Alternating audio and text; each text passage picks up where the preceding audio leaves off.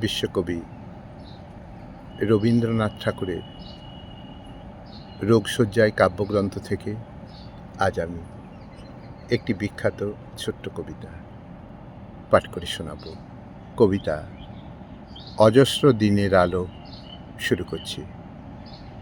অজস্র দিনের আলো, জানি একদিন দুচক্ষুরে দিয়েছিলে ঋণ, ফিরায়ে নেবার দাবি জানাইছ আজ তুমি মহারাজ। শোধ করে দিতে হবে জানি, তবু কেন সন্ধ্যা দ্বীপে ফেলো ছায়াখানি, রচিলে যে আলো দিয়ে তব বিশ্বতল, আমি সেথা অতিথি কেবল।